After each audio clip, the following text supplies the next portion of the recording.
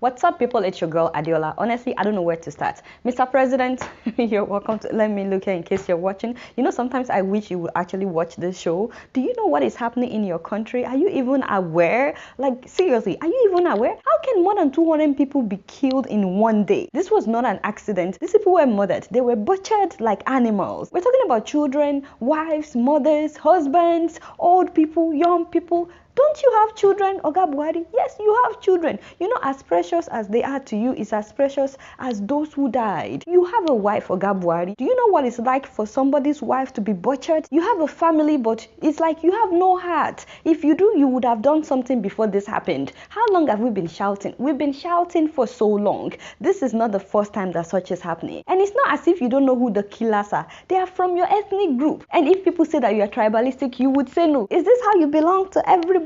By refusing to go after people from your ethnic group that are terrorizing a whole nation? Who is really advising this man? How could you send the vice president when such a tragedy happened, when more than 200 people were killed? Do you know that it took 3 days after the incident for Buhari to go and visit Plateau State? You know, that tells me that you didn't really want to go, Oga Buhari, that they had to convince you to go. That is why it would take you 3 days. How did you sleep for 3 days knowing that 200 of your citizens were massacred before deciding to go there? And honestly, I know this is not just Nigeria, but what's up with all this ceremony that they do when presidents go to one place? It's your country. It's not as if you are visiting another country. You're supposed to go and comfort people that are crying, people that are mourning, and you come out of the plane shaking people's hands, smiling and stuff like that. I don't know. Things like that, it gets me upset. Me, I was thinking you would start crying before you even get out of the plane. I don't even see like the remorse. I'm not saying that we need your tears, Oga Buhari. I'm just saying it would be good to at least know that you understand what these people are going through. I would rather have him take the necessary actions than for him to cry.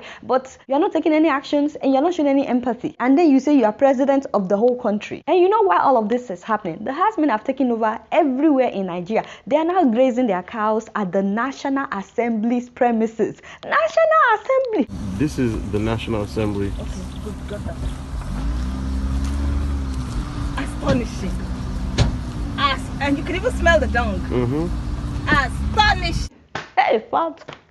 How did we get here? Literally, Nigeria has now become an animal kingdom. They are grazing their cows in Lekki in Lagos. Our cow cannot even move. They've taken over the whole of Nigeria. See, this is Lagos, Lekki. Lekki, Lagos. They block our car. We cannot even pass. Elegushi area. See, look at, they don't block us. Block us. Nobody can talk again. Lekki phase 1.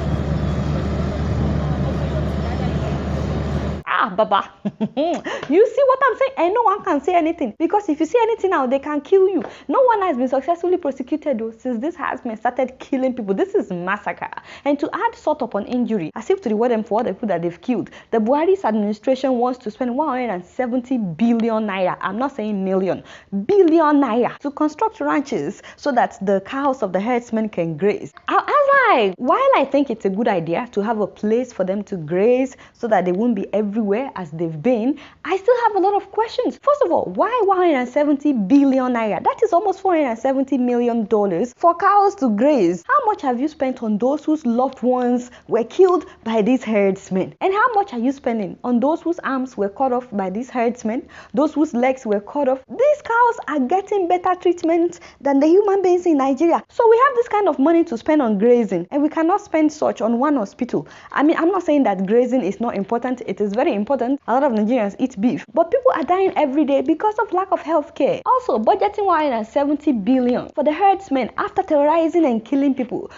Are you saying that the way to get you to do something for a group of people is if they start killing innocent citizens? I don't get it. So if other people want you to do something for them, if they want you to budget a big amount for them, they should start killing innocent people. I'm not saying you shouldn't spend money on grazing. Again, I support the idea of them having a place to graze, but can we bring people to justice? All the perpetrators of this massacre, can you bring them to justice first before you start building them grazing fields? It's like you're not even holding them accountable for their actions at all. These herdsmen have said it over and over that the lives of their cows is more important than the lives of human beings. This is genocide. People eat beef beef in different parts of the world, but it is only in Nigeria that the life of the cow is more important than the human being that will eat the cow. You know, my fear is that people would want to revenge, and of course you know what would happen after that. I keep saying that there is fire on the mountain, and Nigerian officials don't even know that we have a problem. If care is not taken, this could lead to another war in Nigeria. And the reason that we are here in the first place is because Buhari didn't do anything to those responsible for the massacre in Benue State, where they killed about 80 people in one day. And he wants to run in 2019. Oga Buhari, you are not concerned. You are more concerned about winning the election than securing the lives of the people you want to govern. Who does that? Did you guys notice when the Super Eagles beat Iceland, how every Nigerian celebrated? Even Nigerians that are not at home, everybody was celebrating, which tells me that Nigerians are really united when it comes to sport. And if you can be that united over sport, honestly, I think our main problem is our leaders. If we have the right leaders, Nigerians will thrive, Nigerians can get along, and Nigerians will thrive. But the good thing is another election is coming. Go and get your PVC. You guys know I don't know much. Guess what? I'm just keeping it real.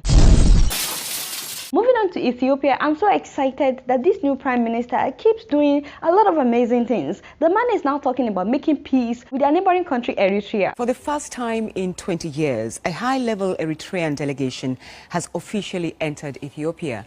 The diplomats arrived in Addis Ababa for a visit that could mark the end of a tense relationship between the two neighboring countries. Wow, this is groundbreaking. You remember they used to be one country actually, and so they've intermarried. There are a lot of Ethiopians whose relatives are from Eritrea, a lot of Eritreans who have Ethiopian uncles, Ethiopian aunties, a lot of Ethiopians have Eritrean in-laws. Jonas Abraham, an Eritrean by birth, chose to stay in Addis Ababa and keep his job at a pro-government broadcaster when his entire family was deported in 2000 to Eritrea.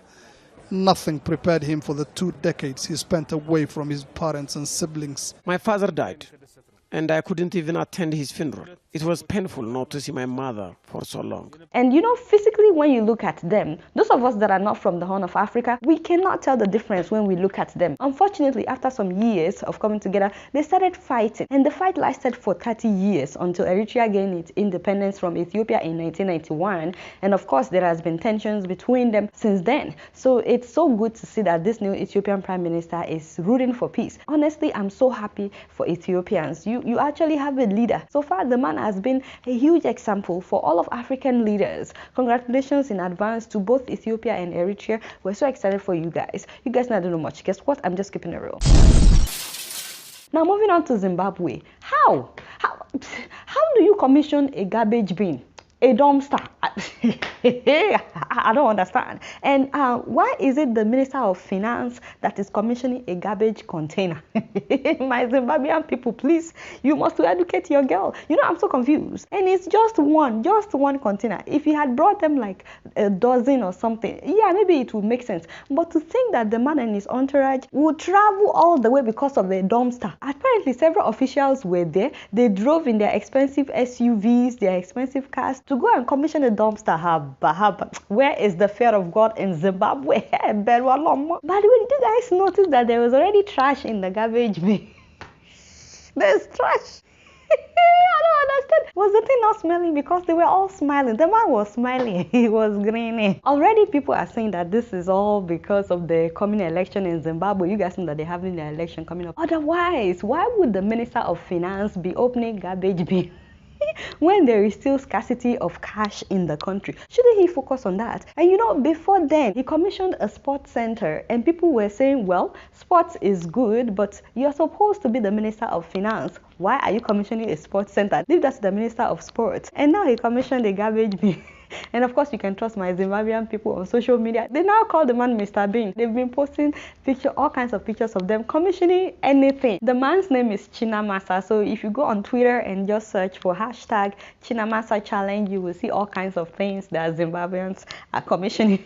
Commissioning their own dustbin, commissioning food, commissioning toilets, commissioning plates, fruits, laptop, toothpaste, shoes, animals, even human beings.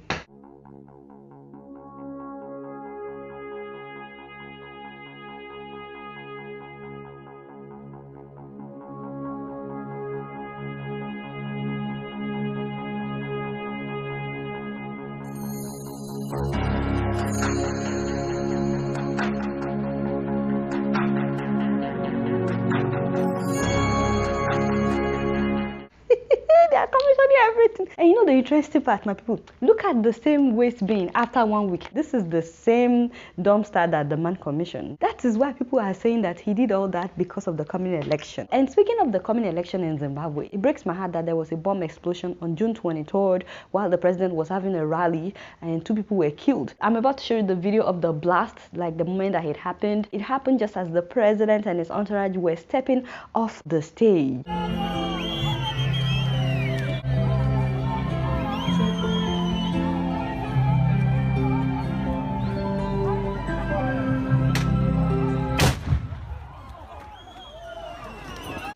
That's really sad and really scary.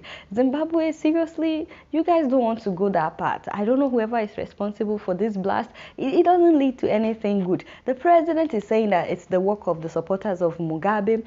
I don't know, and I don't care. I don't care whose work it is. Obviously, someone is trying to kill this president so that he or she can be president. But I say to people all the time that you don't have to be president before you can make a difference if really you want to make a difference. But if you're trying to kill somebody so that you can be in their position, then it's obvious that your aim, your purpose of trying to get in power is not to help the people, but to steal money. Does that justify taking innocent lives? Two people died on that day. For those who lost their loved ones, please accept our condolences. Of course, I'll keep you guys posted on the coming election in Zimbabwe. You guys know I don't know much. Guess what? I'm just keeping it real. So before I sign out, a lot of viewers have written me that they like for me to make a Keeping It Real t-shirt. I was like, okay.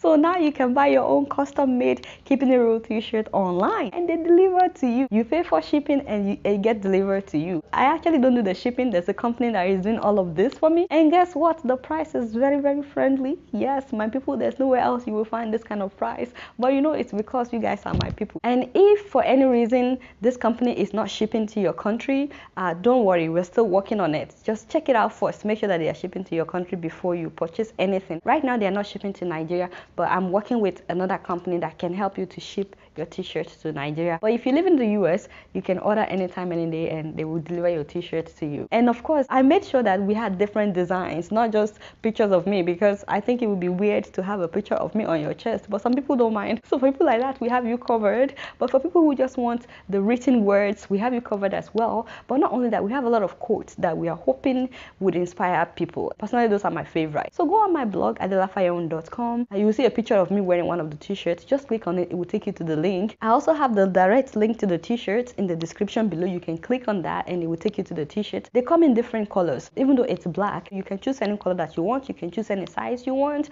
You can choose the quantity you want. We have for babies as well. We have phone cases. We have bags. We have mugs. We have everything. You can now saturate your whole house with Keeping It Real products.